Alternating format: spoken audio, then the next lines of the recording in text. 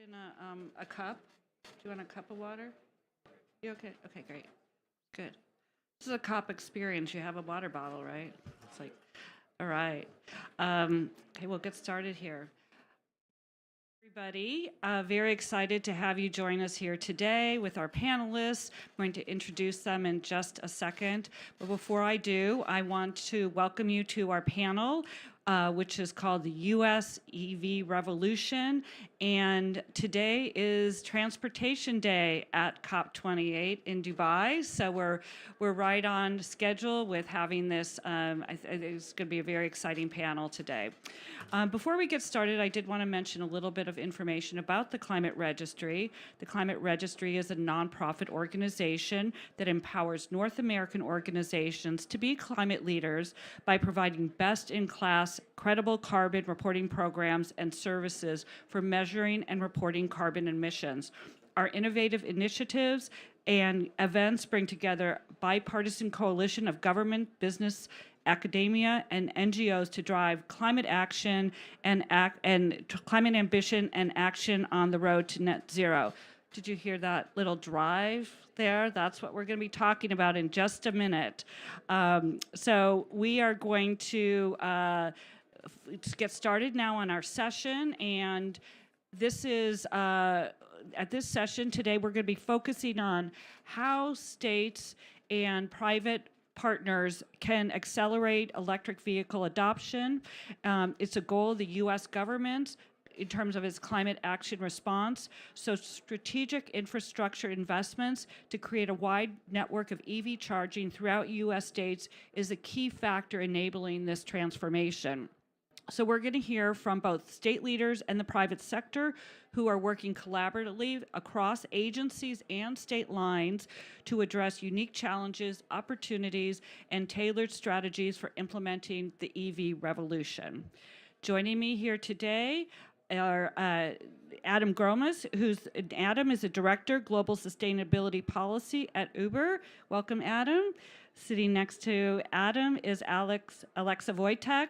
She is the Deputy Director, Office of Energy Programs, Tennessee Department of Environment and Conservation.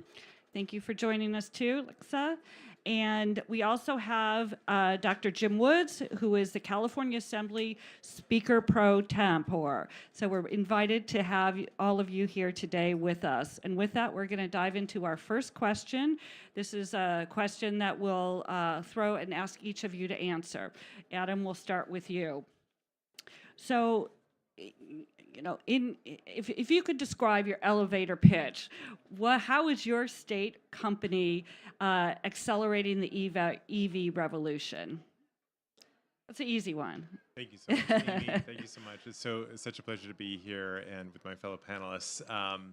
Our initial pitch would be that the future of low and no emission mobility is available right now on Uber. In over 200 markets around the world, you can push a button and get on a scooter, get on a bike, get on a bus, get in an EV, get in a hybrid, get in a shared ride in 200 markets around the world today, right now, including here in Dubai, where you can order Uber Green, which is in fact a Tesla-only service here in Dubai, which we're very proud to represent and offer both to delegates and to locals. And we think that the future of mobility should be simple if we're going to scale it. It has to be simple, both for drivers who need a better affordability to shift to EVs fast, and for users, the consumers of mobility. We also think that with more shared mobility, of which rideshare is one of many solutions that need to be supported by a backbone in cities of transit, of walking, of biking. In that world, there's less need for car reliance, car dependence, car ownership, and markets that are less dependent on individually owned cars have a cheaper transition to all electric mobility, which we're really excited to offer, bring new solutions to. So I would suggest to you that our pitch would be the future of low emission mobility is available right now on Uber. There you go. Thank you. Alexa? Yeah, so in Tennessee, the department I work for, the Department of Environment and Conservation, we like to say that we're the quality of life department for the state of Tennessee. And so, I think that we operate on this belief that to maintain the quality of life that we have in Tennessee, it requires a vibrant economy and a clean environment. And it's this belief that it's not that we can have both, but it's this kind of conviction that we must have both. I think not many people realize that in Tennessee, due to a lot of the efforts of the Tennessee Valley Authority, the electricity that we have today is nearly 60% carbon free, which is great. For that reason, though, the transportation sector is our largest source of emissions, and so it's where I spend a lot of my energy and attention in terms of looking for more efficient ways to utilize alternative fuels, advanced vehicle technologies, and sustainable transportation solutions. And so through that, we kind of operate, and we, as the State Energy Office, we act as kind of a matchmaker to catalyze investments and deployments, bringing the right folks to the table. And so we work collaboratively in kind of a coalition-style engagement with, the key players in this space, whether it be local governments, the utilities, nonprofits, the OEMs. We have a number of those within Tennessee manufacturing electric vehicles and related parts. To essentially work towards this collective goal of transportation electrification. Wonderful. Thank you, Alexa. Dr. Woods? Yes, I think the way to think about it for California is that it's a continued evolution of how we get more and more people into EVs. Obviously, infrastructure is a challenge. There are some EV charging infrastructure systems that are more reliable, more plentiful than others, and how do we bring all of the EV infrastructure up for charging in particular to make this more accessible? I own an electric car. I've owned one for 5 years, and I will tell you that certainly early on when I owned the car, range anxiety is real, and just a new charging option in between where you're going changes your life. And we're also focusing in general, obviously EVs have been, and certainly you go back 5 years, very expensive vehicles. So the entry-level cars just weren't available at great numbers and great opportunities. And so we want to see that everybody who wants to purchase a car can have that opportunity to look at an EV as a possibility rather than having it being based on your income, so to speak. So I think certainly from the legislative perspective, we're focusing on things that will make it easier for people to own an EV. How do you, if you're a renter, for example, how do you get access to a charger in your apartment complex? So looking at building codes and those kinds of things as we move forward. A lot of that's happening at the local level, but I think those are the kinds of things you have to start thinking about as you get greater and greater adoption. Thank you so much. And Dr. Wood, so I would like to steer the conversation to talking about first the challenges, which you've mentioned a little bit, but maybe do a deeper dive in that. Maybe we've got 2 states here. One is very large, very complex, and Tennessee is smaller. So would you be able to talk about some of the challenges in rolling out EV infrastructure in California that you're aware of? Well, obviously, my district is a very large rural area. I have one of the largest assembly districts in the state, 300 miles. That's bigger than 5 states. So for me, the ability to roll out EVs is really critical. The infrastructure is really, really critical and not terribly plentiful. So if you're a small farming community somewhere, good luck. And I have a lot of cities that are. I have one large city. I have 2 cities that are 27,000 in population, and then from there it drops off precipitously to much smaller communities. So EV infrastructure in small communities is a real challenge. Agriculture, we'd love to see more agriculture adoption of EVs, but heavy trucks and probably more suited towards hydrogen and others as well. So I think a lot of it really is about location. Oddly enough, as I travel in my district, the EV infrastructure for my particular car is actually pretty plentiful. When I travel to Los Angeles and I have to wait 20, 30 minutes to be able to plug in my car. I don't have to do that in my area. But as we get greater and greater adoption and more options for cooperation among the charging infrastructure, I expect it'll be harder for me in Northern California than it is now. And I'm not really sure I like that idea, but maybe just build more of it. Right, excellent. Alexa, coming from the state of Tennessee, what are you seeing as the biggest challenges? Yeah, so in 2019, we conducted a statewide infrastructure needs assessment in collaboration with TVA, the Tennessee Valley Authority, and a number of our key stakeholders. Out of that infrastructure needs assessment, lack of infrastructure was obviously a market barrier to adoption, and so we saw a few specific use cases where there was a need for public and utility investment. Corridor charging, specifically in the rural areas, to his point, was a big need. Multifamily housing charging, workplace charging. So even before the National Electric Vehicle Infrastructure Initiative was, a twinkle in the federal government's eye, we partnered with TVA to develop what we call the Fast Charge TN network to place chargers every 50 miles, not only on our designated alt-fuel corridors, but also on the more rural U.S. highways that connect kind of many of our rural areas. And so that project has been underway for a few years, and we'll be placing chargers in 40 locations across the state and is co-funded by the state and TVA. So it's kind of a unique model from that perspective.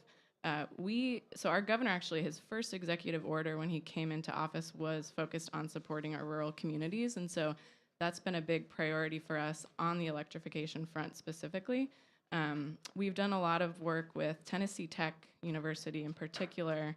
We've worked on a number of rural electric demonstration pilots with him, utilizing rural electrified transit and rural applications, doing medium-duty electric truck demonstrations with rural trucking fleets.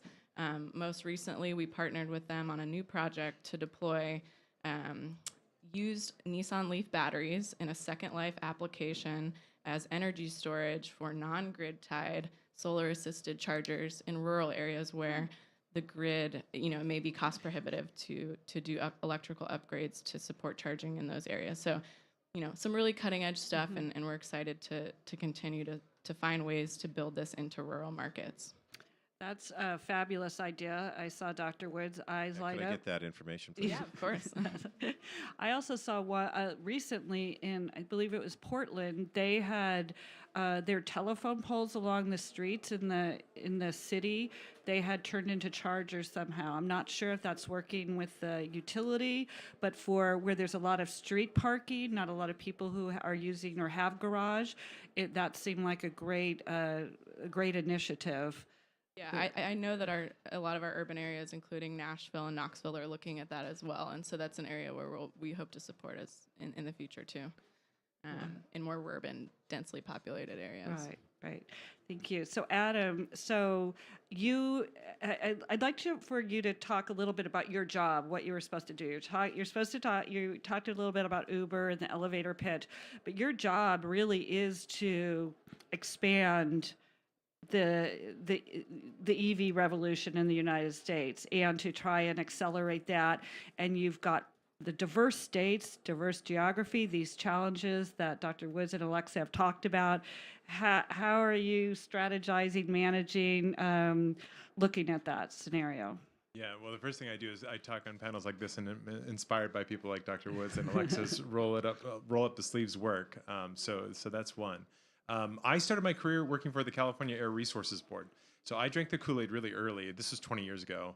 My dad thought I was selling golf carts. And we kind of were. Those were the EV1 days, Ford RAV4 EV. This is the early 2000s. And so we would drive around and educate utilities, and we would educate cities and schools about EVs. So I got the bug early. I joined Uber in 2017 as their first sustainability hire. And by 2020, we'd convinced management to make a big commitment to 100% EVs on Uber by 2030 in the US, Canada, and Europe, and by 2040 everywhere we operate globally. This is an enormous challenge and a very bold ambition by the company, but I'm very proud to have been part of it. And one of my favorite things about the job is we have to work with empathy for our users. We work with more than 7 million drivers around the world, drivers and couriers who deliver goods around the world who earn money on Uber's platform. And we asked them, what's it going to take to get into an EV? The good news is that half to 2/3 tell us they want an EV as their next car. Half to 2/3 want an EV. And then we ask, well, what are the barriers? And number one, of course, is cost, but number two is always charging.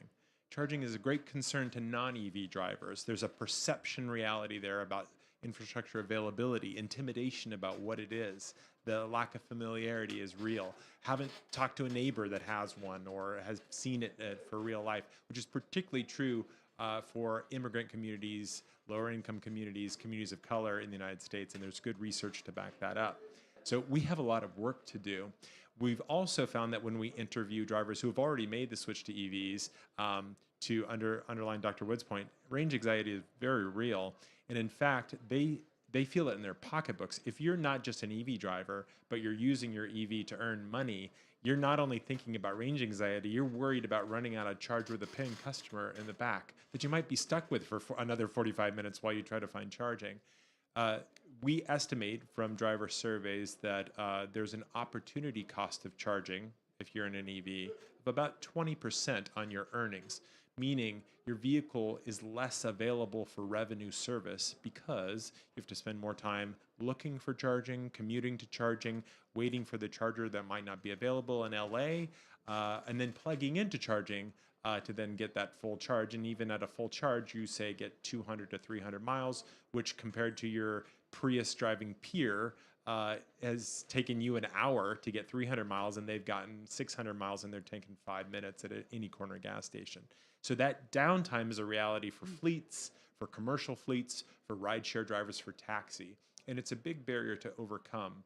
So that's what we try to do internally, both at the company, is share those data and then build both product solutions and form partnerships with great providers. So we have a number of partnerships with, for instance, EVgo, which is one of the larger fast charging networks in the United States. We work with a number of fast charging providers and home charging providers. And then on the product side, we're starting to build products that help drivers figure out where to charge and when to charge. We have driver charging in the driver, EV charging in the driver app to navigate.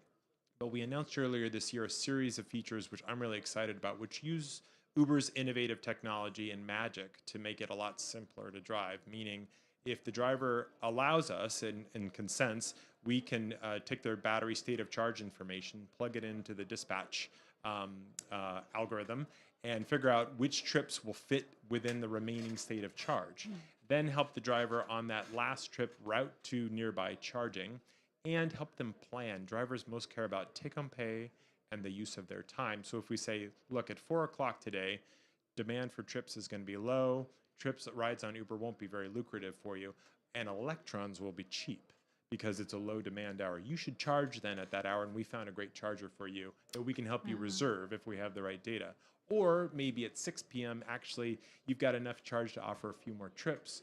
Trips will be lucrative, and electrons are expensive because that's an hour of peak demand for the state. So the more we get that information about supply and demand coming from the electricity side that's well priced, even renewable content that would be helpful, then we can create the marketplace solutions that bring supply and demand together.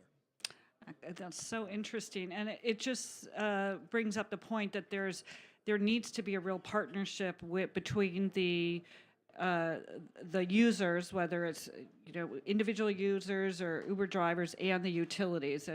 And you mentioned TVA as being partner in this, and it's just very important that those utilities are at the table and trying to figure out this conundrum of how to accelerate the EV revolution. So. Yeah, that's absolutely right. And a number of, in fact, Alexa and I had a chance to catch up over the phone the other day, and they're doing a number of great things in the state of Tennessee to offer drivers more support, more education, which is so critical, support for home charging installations and hardware, not just financial, but also connecting with networks of installers, electricians. It's so critical.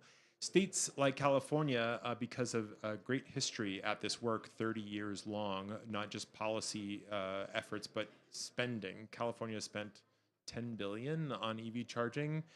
U.S. government spent $7.5 billion, just to give you a sense. And we see it in our own data. 1 in every 10 miles on Uber is in a fully electric vehicle right now today in California. and that's double our continental average in the U.S. and Canada. I was sitting here and thinking about something I think is important because you mentioned utilities and their ability to scale up, and that is a challenge for us in California right now. I've talked to representatives of all the investor-owned utilities in California, and as they build their general rate case, because we control their how they charge for energy. The evolution of EVs and the way things have ramped up so quickly have left them challenged a little bit. So they've got to modify how they're doing that, and there is a real impact to rates because you've got to build the infrastructure, and somebody has to pay for it. And so a lot of this is being socialized across the systems, but it's creating a challenge because they don't have the capacity necessarily exactly where they need it to build the infrastructure. So you've got to find ways for transmission and interconnection that don't currently exist, and that's expensive. And so, when you think about the number of EVs that have been sold in California, I think 1.5 plus million now in California. The number sold in the first quarter of this year is pretty dramatic. So that curve is really rising, and we've got to make sure that that infrastructure discussion has a seat at the table for the utilities who are supplying the power and trying to get it to where it needs to go. Right, exactly. And that's even in California, I know the situation is great. We have all these EVs drivers, but we have to supply them with the power in order to, power their vehicles. And how do we compensate for that? And they're really turning to look at, as part of the kind of the EV strategy, is like we need to increase heat pumps usage throughout the state of California to bring down the energy demand to compensate for this good thing that's happening. And I think that I'll get too far into the weeds on this, but it's an important piece of the puzzle when it comes to energy. The general rate cases that utilities present to the Public Utilities Commission in California is a multi-year process, and we are actually moving faster in deployment of vehicles and then the rate cases can go to keep up. So there is this give and take, and there is a way to do it within the system, but it's creating challenges for all of the investor-owned utilities who want to be able to supply the power, but the evolution of everything is happening so quickly that it's creating a real challenge. Right, thank you. Alexa, you mentioned NEVI, and I think you know much more about that topic, that subject, than I do, and I'd love for you to just explain a little bit about what that is, and also kind of it's rolled out geographically. And could you describe that and what's happening across the United States with that opportunity? Yep, sure. So National Electric Vehicle Infrastructure Program, funded under the Infrastructure Investment and Jobs Act. There's a certain allocation put towards a formula allocation for states to develop fast charging infrastructure initially along their designated alt-fuel corridors, with those fast chargers to be placed every 50 miles. So as an example, in Tennessee, our allocation is $88 million over a 5-year period. In addition to the formula allocation, there's also a $2.5 billion pot that's competitive, where folks can apply directly to the Federal Highway Administration. And so under that program, under the National Electric Vehicle Infrastructure moniker, there's community charging focused funding as well as additional corridor funding as well. We in Tennessee applied for some of that competitive funding to do some medium and heavy duty truck charging across the state, as well as to build a rural community charging focused program. But with the NEVI program, it's interesting because that funding is flowing through the state DOTs, and many of the state DOTs historically have not played in this space. And so I've been at the table with my DOT helping to design the program in Tennessee, but I've also been very involved at the national level through the National Association of State Energy Officials and the National Association of State Highway Transportation Officials, and how different states are implementing their NEVI funds. And it's clear that a lot of the state DOTs are kind of on this road alone and not necessarily collaborating with their state energy offices, which I think may be a mistake, because there's great gains to be made from working across sister agencies, especially those that have experience in developing the electric vehicle charging infrastructure, or that have these existing relationships with the utilities that will need to be at the table to develop the infrastructure. But ultimately, this NEVI program, the goal of it is to build a national kind of minimum viable backbone, if you will, of fast charging infrastructure so that you can get from one end of the country to another, and know that rather than having range anxiety, that you'll have range confidence. Well, and importantly, the NEVI program and CFI programs have remarkable minimum standards for reliability, for uptime, interoperability that I think are so important at the national level, and for the states then to catch up to, which sets good standards for drivers and drivers' experience, because that's where this goes sour fast. We have seen drivers take EVs for a few weeks and then go back to an ICE after finding this was so frustrating, or that charger was blocked, or I didn't know what I was doing. And that experience at the charger is so critical. And quite frankly, policy is needed there to step in and say, we need to have the ability to pay, make it simple. This should be interoperable. The data should be available. So it's so helpful with programs that have been rolled out at the federal and state levels for that. So exactly, and I have a question I want to follow up with you too, but before I get there, Alexa, so is there it sounds like geographic regions are figuring out what they're doing with their the NEVI funding, but is there a national approach so that if you do want to drive from California to Tennessee, you go to Nashville, that that this will be available sometime in the future? It is, it was interesting because the way the corridors were designated has been a state-by-state basis. And so you can see the map of designated corridors on the Federal Highway Administration website, and those are the corridors that are eligible to have NEVI funds placed, or NEVI chargers placed on them. And so it has been a bit of a patchwork approach. I know that at least in the Southeast region, I created a group called the Southeast Electric Vehicle Information Exchange, and we meet monthly because, Tennessee, we touch more states than any other state in the U.S. So, we obviously our corridors don't stop at our border, and so we wanted to be clear that when you're driving into Kentucky, the infrastructure doesn't stop there. And so we wanted to make sure that we were communicating with our partners. If we're going to designate this corridor, you all should think about it too, so that, to your point, we can have a corridor that runs along perhaps the entire East Coast or wherever you're wanting to go, rather than just focusing on a single state. But I think there still is work to be done to have additional corridors designated to get full coast-to-coast networks, if you will. But the Federal Highway Administration has multiple rounds of corridor nominations, and typically about every year, states have the opportunity to nominate new corridors and get them designated. Well, that's great to hear. So, Adam, as a private company in this space, how has this infrastructure, this funding affected Uber, or has it? It's like, It's so critical. The way we're approaching EV charging is in three buckets. First, product that I mentioned earlier that we can build for drivers, help make that experience more fluid in a world of patchy deployment and experience.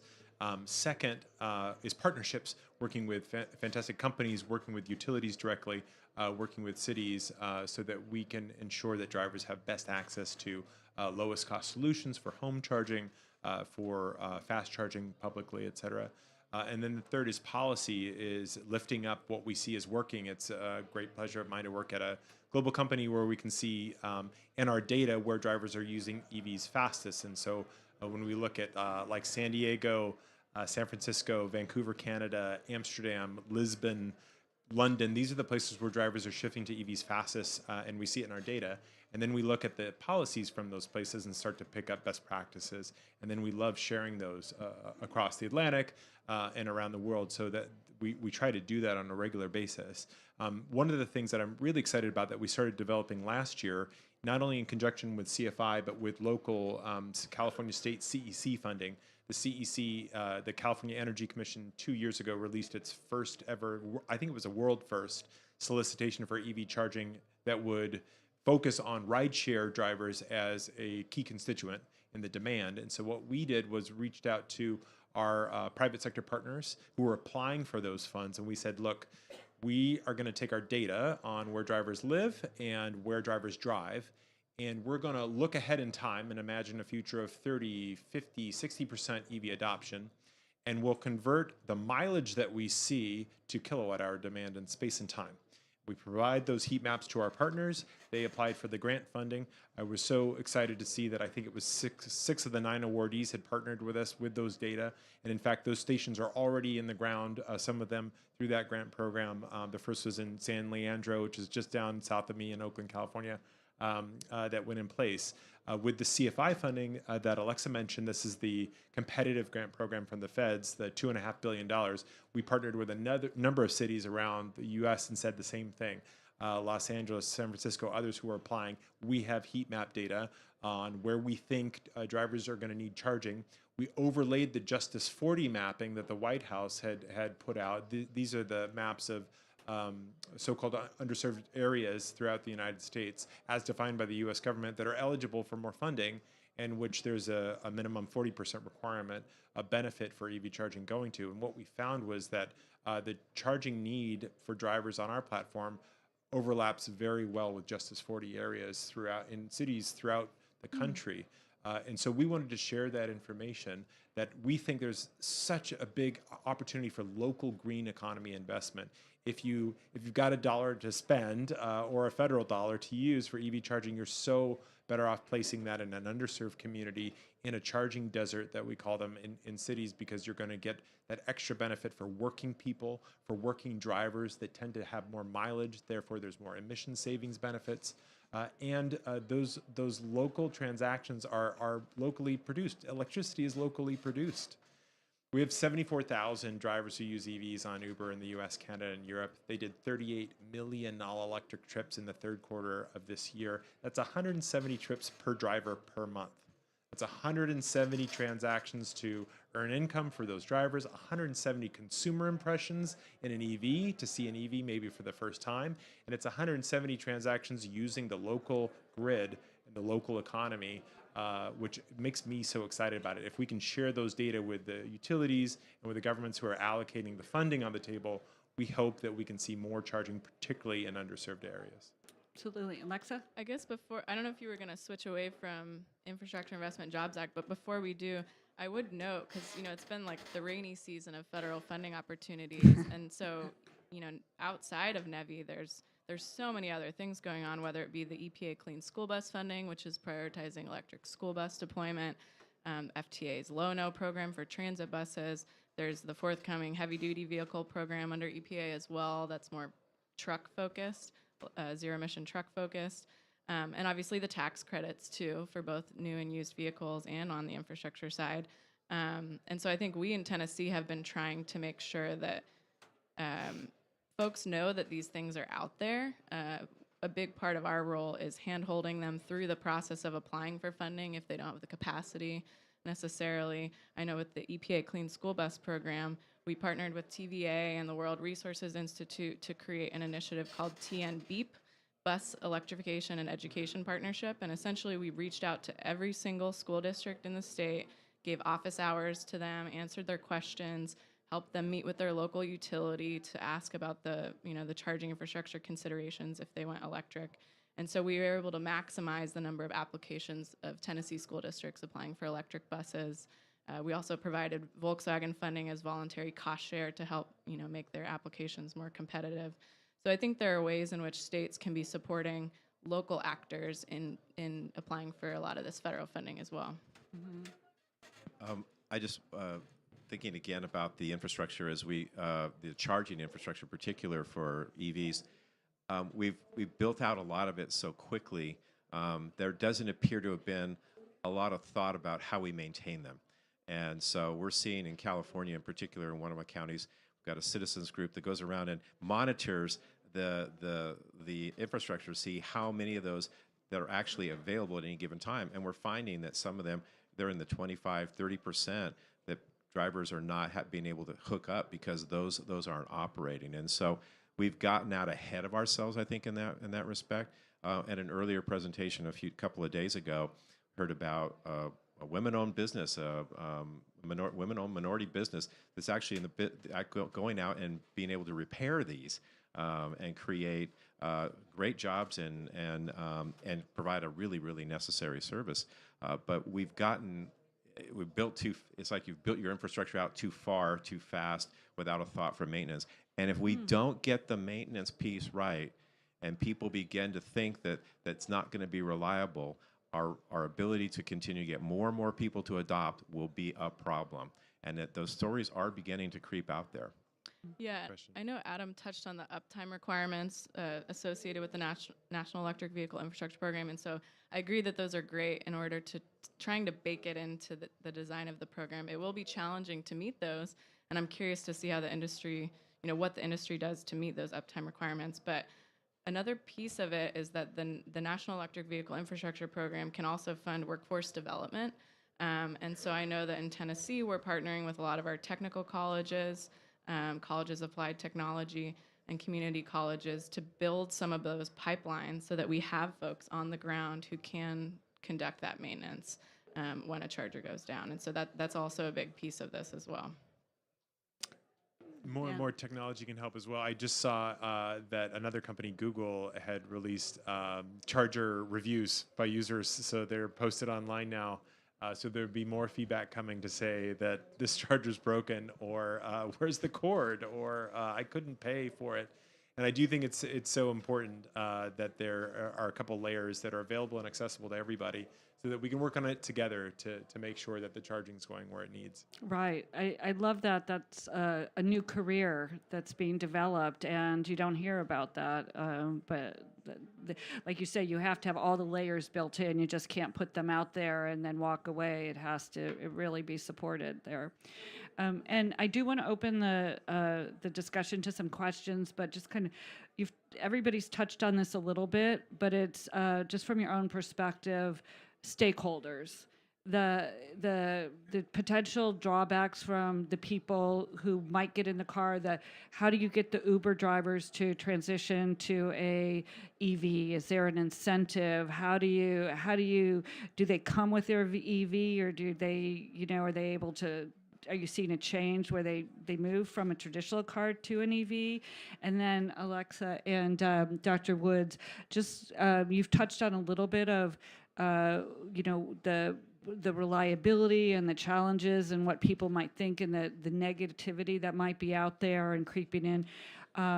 But how do we as voices that are out there talking about this, how do we champion this and make sure that we're getting the message out and it's resonating? But I'll start with you, Adam. Yeah, helping drivers make the shift affordably to EVs is the name of the game, and we think the heart of the equation is literally helping drivers maximize take-home pay in an EV relative to the internal combustion vehicle that they preferred before.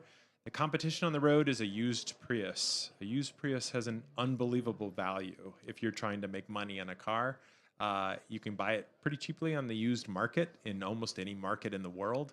You can fill it up at the corner gas station, get 600 miles in your tank, and just keep going.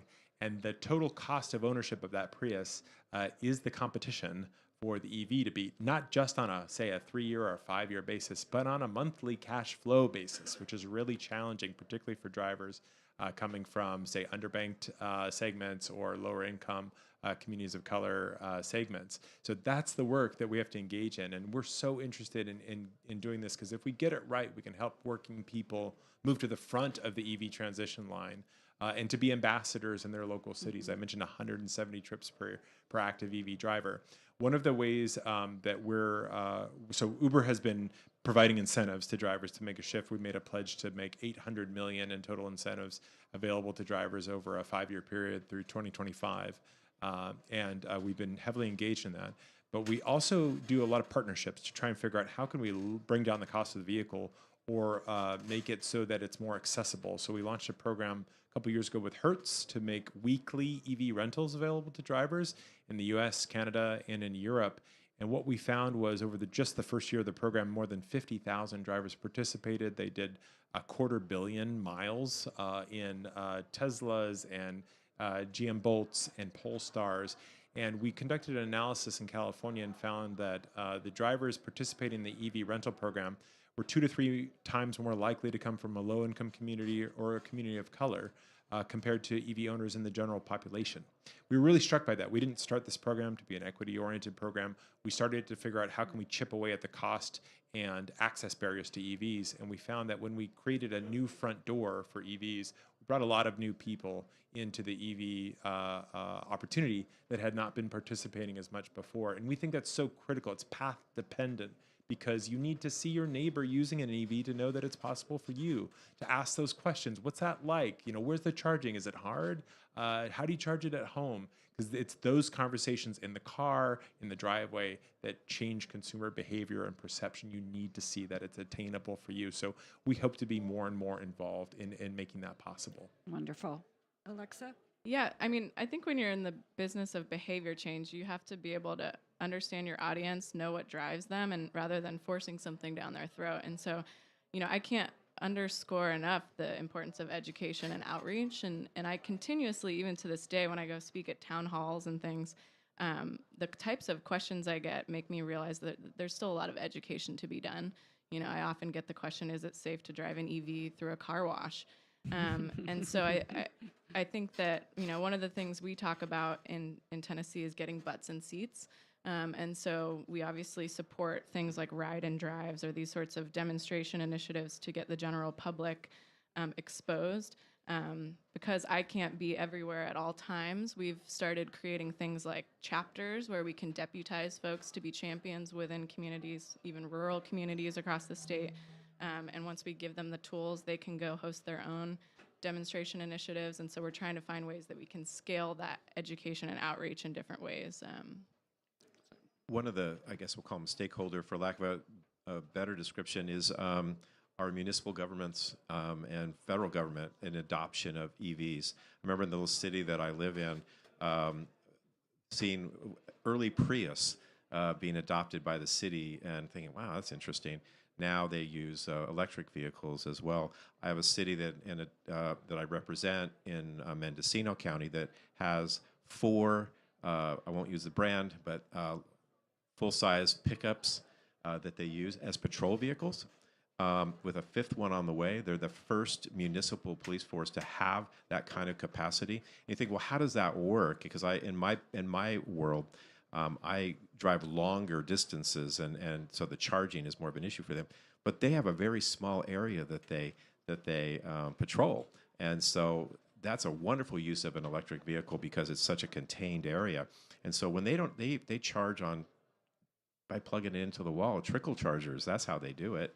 Where I have to go to a supercharger or my home charger as well. So they don't even have solar panels on the roof of that, but they've got 4 trucks that they use as patrol vehicles, and and the best part, because of them getting out in front of that, they ended up being almost the cost of a regular gas-powered Ford Explorer.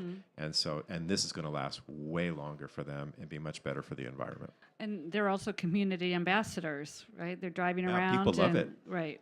Well, wonderful. I do want to open this up to some questions, and the gentleman in the back. Hi, thank you. Rob Kay with Arup in LA. We've had an EV since 2018. And one of the things I was reflecting on is that when we do road trips, we change our behaviors. So our daughter was at college up in the Bay Area, and we would having these discussions about doing a 500-mile trip, right? Are we going to have coffee at Tejon, and then are we going to have lunch at Harris Ranch? Because we would then have half an hour, and we would just modify our behavior. Every time Adam would take an Uber Green in LA, I ask the driver about their charging. And many of the responses are, oh yeah, I stop and I do my groceries, or I stop in a place and I do something else. It's a long wind up to asking all of your panelists actually thinking about those systems of charging and how you can build those out, because it just seems to be in a behavior change sense. There's something there. I'm sure you've all been thinking deeply about this, but I'd love to hear from you. Okay. Yeah, I mean, so one of the areas that I'm very keen on is that very concept, and how can you kind of co-locate what's at the charging station with another opportunity. So we partnered with the automotive manufacturer Rivian to install charging infrastructure at all of our viable state parks in Tennessee. And so in addition to the fast charging infrastructure on our corridors, you can, this complementary network across all of our state parks, when you're going there to hike, recreate, fish, camp, whatever, wherever you are in Tennessee, you're within an hour of a state park. And so that was something that we thought was really important, specifically to promote sustainable tourism. And I've also been working with the Tennessee Department of Tourism because they have a ton of amazing collateral on promoting, you know, whiskey routes or bluegrass routes or the blues routes or whatever. And so I'm like, how can we turn this into an EV thing as well, with these, you know, amazing maps that they have on their websites? And so I think there's a lot of opportunity for that through different destination type charging programs. So I think some of it's actually happened organically. I mean, if you look at, I mean, in my little town, there's a whole row, a whole brand new infrastructure for EV charging at the major supermarket, and other places, at and malls and things as well. And so some of that's happening. People, I think that they're recognizing that the drivers are changing and what they're doing and how they're getting around, and so it seems to be evolving organically. But as you start thinking about the future and really planning for that, that's a really important piece of the puzzle, I think. Yeah, it's a great comment, and you know, when I mentioned the where and when to charge features that we're building for drivers, that's exactly how we're thinking about. How do you want to manage your time? What's a good use of that hour for you? As we provide more information, and as the charging providers provide more information, we can overlay that with, you know, there's going to be a coffee nearby, there's going to be dry cleaning services nearby, there might be any number of services nearby. One of the comments we get anecdotally from drivers is that if our data suggests that the charger should be best located on Market Street in San Francisco or right in the middle of Hollywood in LA, the driver may not want the charging there, even if that's the right quantitative answer for reducing downtime. They probably want it a few streets away where it's next to a park, to Alexa's point, a green space, or it's next to a place where they can take a break and get away from it all for a bit. So we're trying to be mindful of that as we develop those heat maps and to take more driver information. I think empathy is a real tool here that we all need to continue to engage with drivers and understand, meet them where they're at, to the point Alexa made earlier, and understand how can we use the advantages of electricity being ubiquitous to deliver something new that wasn't available in the petrol age of the last century. And I think you're right that there's a real opportunity there. thank you so much. And I think we could spend a whole nother hour talking about EVs and the possibility. And it was a great topic today. I'm cognizant that our speakers have a very busy schedule getting around the COP and going to other sessions. So I do want to thank Dr. Woods, Alexa, and Adams for joining us today. If you want to stay, the pavilion is open for the next hour. We're not having a session in here, so please continue conversation if you'd like to do so. But thank you for joining us today, and have a good rest of the day. Bye-bye. Do you want to get a quick picture?